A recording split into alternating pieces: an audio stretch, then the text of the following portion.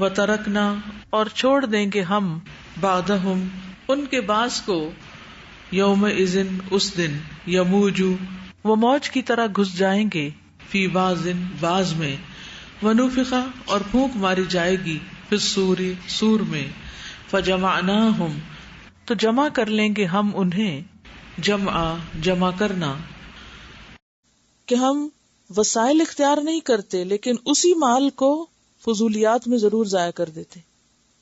کبھی ہم اپنے گھر کا جائزہ لینا کہ کئی بیکار قسم کی چیزیں جن کے بغیر ہمارا گزارا ہو سکتا تھا ان کی بجائے ہم زیادہ کارآمد چیز خرید سکتے تھے اور خرید سکتے ہیں، لیکن ہم نے مال ادھر نہیں لگایا کہ جس سے ہمیں ایسے اسباب ملے کہ ہم مزید علم حاصل کر سکیں، مزید آگے بڑھ سکیں.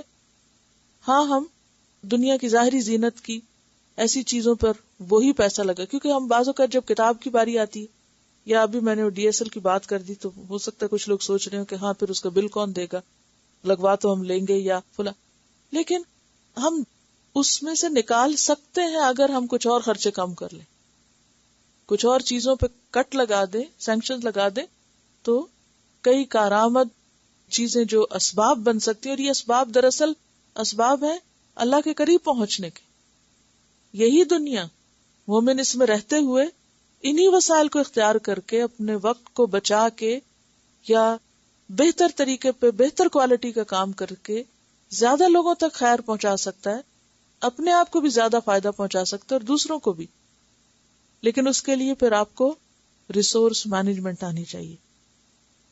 قرآن پاک میں آتا ہے کہ جب یاجوج ماجوج کھول دیے جائیں گے تو وہ ہر بلندی سے دوڑتے ہوئے آئیں گے.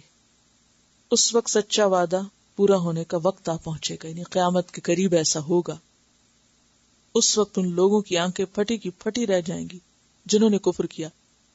کہیں گے ہائے ہماری کم بختی، ہم اس چیز کی طرف سے غفلت میں پڑے ہوئے تھے، بلکہ واقعی ہم خطا کار تھے.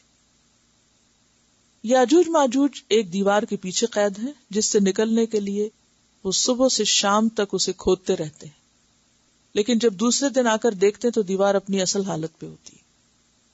جس روز وہ شام کو انشاءاللہ کہہ کے گھروں کو واپس لوٹیں گے، اس سے اگلے روز وہ دیوار میں نقب لگانے میں کامیاب ہو جائیں گے. یاجوج ماجوج گردن کی بیماری میں مریں گے، تعداد میں اتنے زیادہ ہوں گے کہ مرنے کے بعد جانور اور مویشی ان کی لاشیں کھا کھا کے خوب موٹے تازے ہو جائیں گے. یہ ابن ماجہ کی صحیح حدیث ہے جس کا ترجمہ آپ کے سامنے پڑھ رہی ہوں. حضرت ابو ہریرہ کہتے ہیں کہ رسول اللہ صلی اللہ علیہ وسلم نے فرمایا، یاجوج ماجوج ہر روز دیوار کھودتے ہیں. جب وہ اتنی کھود لیتے ہیں کہ سورج کی شعاع نظر آ جائے تو ان کا بادشاہ کہتا ہے کہ اب واپس چلو، باقی کل کھودیں گے. چنانچہ وہ لوٹ جاتے ہیں. اللہ تعالیٰ اس دیوار کو دوبارہ اصلی حالت پر لوٹا دیتے ہیں. جب ان کی قید کی مدت پوری ہو جائے گی اور اللہ تعالیٰ انہیں لوگوں پہ ظاہر کرنا چاہیں گے تو وہ دیوار کھودیں گے حتیٰ کہ انہیں سورج کی شعائیں نظر آنے لگیں گی. تو ان کا بادشاہ ان سے کہے گا اچھا اب چلو باقی انشاءاللہ کل کھودیں گے. اور جب انشاءاللہ کہیں گے تب وہ اگلے روز پلٹیں گے تو دیوار کو اسی حالت پر پائیں گے جس پر اسے گزشتہ رات چھوڑا تھا. پھر کھدائی شروع کر دیں گے اور باہر نکل آئیں گے.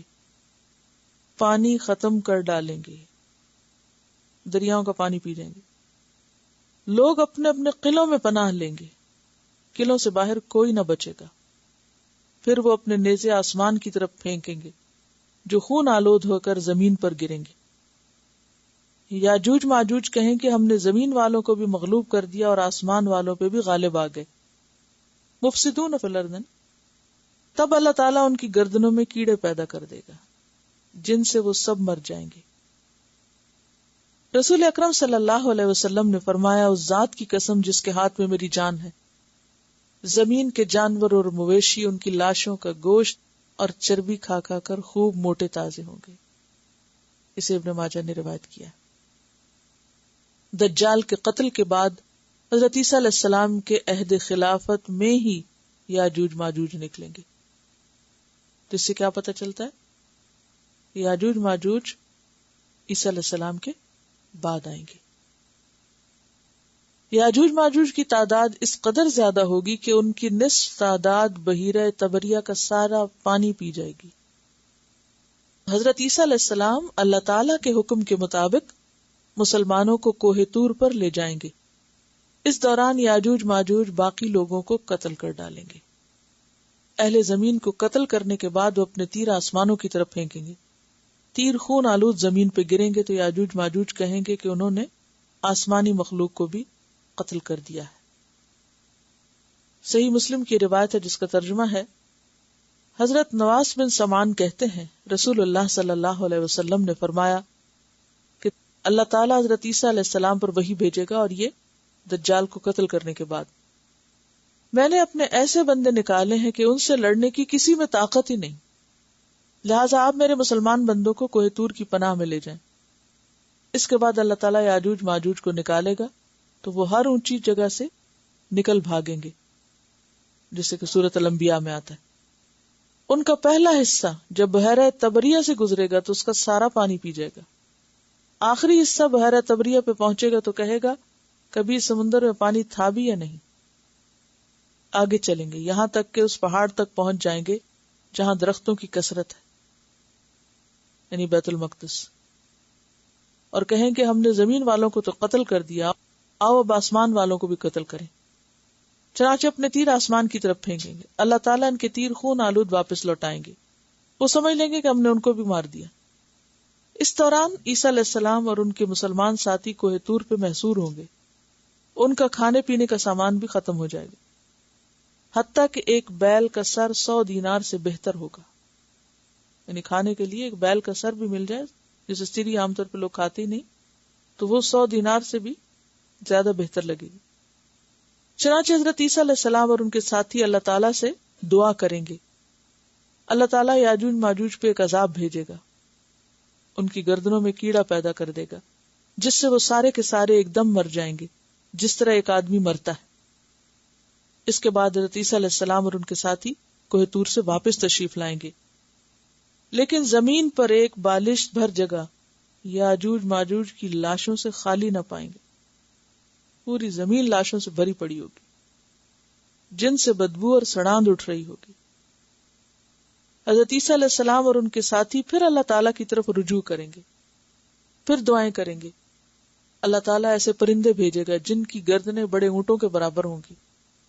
وہ پرندے ان کی لاشوں کو اٹھا کے لے جائیں گے اور جہاں کہیں اللہ کا حکم ہوگا وہاں لے جا کے پھینکیں گے. پھر اللہ تعالیٰ ایسی بارش برسائیں گے جو ہر گھر اور خیمے تک پہنچے گی، زمین کو دھو ڈالے گی، یہاں تک کہ اسے کسی باغ کی مانند پاک اور صاف کر دے گا. یعنی زمین پھر صاف ستھری ہو جائے گی. اسے صحیح مسلم نے روایت کیا ہے. یہ طبریہ جو ہے شام کا ایک شہر ہے، عقیق یا فیق. اس سے مغرب کی طرف چند میل کے فاصلے پہ ایک بہت بڑی جھیل ہے جسے طبریہ کہتے ہیں. اسی جھیل سے دریائے اردن نکلتا ہے. جھیل کہتے ہیں لیک کو، یعنی لیک ہے بیسیکلی. وہ بحیرہ کہتے ہیں چھوٹے سا سمندر، لفظی فرق ہے صرف. یاجوج ماجوج کا فتنہ بہت تباہ کن فتنہ ہوگا. حضرت زینب بنت جہش کہتی ہیں رسول اللہ صلی اللہ علیہ وسلم اپنی نیند سے بیدار ہوئے اور آپ کا چہرہ مبارک سرخ ہو رہا تھا. آپ نے ارشاد فرمایا لا الہ الا اللہ، ہلاکت ہے عربوں کے لیے ایک ایسے فتنے کی وجہ سے جو قریب آ گیا ہے. آج یاجوج ماجوج کی دیوار میں اتنا سوراخ ہو گیا. اور آپ نے دونوں ہاتھوں کی انگشت شہادت اور انگوٹھے ملا کر دکھائے.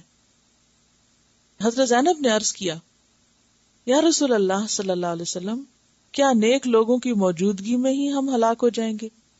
یعنی نیک لوگ ہوں گے پھر بھی ہلاکت ہو، کیونکہ اللہ کا یہ وعدہ ہے نا کہ جب تک کسی بستی کے اندر استغفار کرنے والے لوگ موجود ہوں تو اللہ اس کو تباہ نہیں کرتا.